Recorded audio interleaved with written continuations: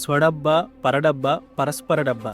ఈ మాట ఎందుకంటున్నానో ఈ వీడియో పూర్తిగా చూడండి, మీకే అర్థమవుతుంది. ప్రజలు మాట్లాడుకుంటున్నారు అనే భయంతో ముందుగా మీరే ప్రశ్నించుకొని చుట్టుపక్కల రోడ్లు 4 ఉన్నాయి, పెద్ద పెద్ద రోడ్లు ఉన్నాయి, కానీ ఊరు కనెక్టివిటీ లేదు. ఈ అభివృద్ధి కార్యక్రమాల దృష్ట్యా ఎప్పుడు పైప్ లైన్ పగిలిపోతుందో తెలియదు. ఊరికి 2-3 రోజులు పైగా నీళ్లు రాని పరిస్థితిలో.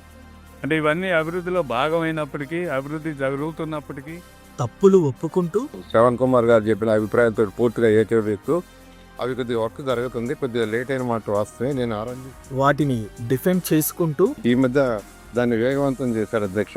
దాన్ని మళ్ళీ పరిశీలి చేసి నేను ఆర్ఎన్బి మినిస్తూ వీలైన తొందరగా అయ్యేటట్టుగా చేయడం జరుగుతుంది అధ్యక్ష. మధ్య మధ్యలో గత ప్రభుత్వాన్ని విమర్శిస్తూ గత 5 సంవత్సరాల్లో గత ప్రభుత్వం చేసిన అవకతవకలు కావచ్చు, రైతులను పెట్టిన ఇబ్బందులు కావచ్చు, గత 5 సంవత్సరాలు అక్కడ ఏ గ్రోత్ లేదు కాబట్టి చాలా సరదాగా తేల్చేశారు కదా. చేస్తున్నాం, చేయబోతున్నాం, ఎప్పుడు ఇదేనా? మిమ్మల్ని మీరు ప్రశ్నించుకొని మీ ప్రశ్నలకు జవాబు చెప్పుకున్నారు, బానే ఉంది. మరి ఊర్లోనూ వాడల్లోనూ అభివృద్ధి జరిగేది ఎప్పుడు? దాని గురించి 15 రోజులకో 30 రోజులకో మాకు సమాధానాలు చెప్పాలి కదా. దాన్నే అకౌంటబిలిటీ అంటారు సార్. మరి ఆ అకౌంటబిలిటీ మీకుందా? ఉంటే ఇలా డిఫెండ్ చేసుకోవాల్సిన అవసరం ఉండదని చెప్తూ మీ fair and fiery and the series continuous.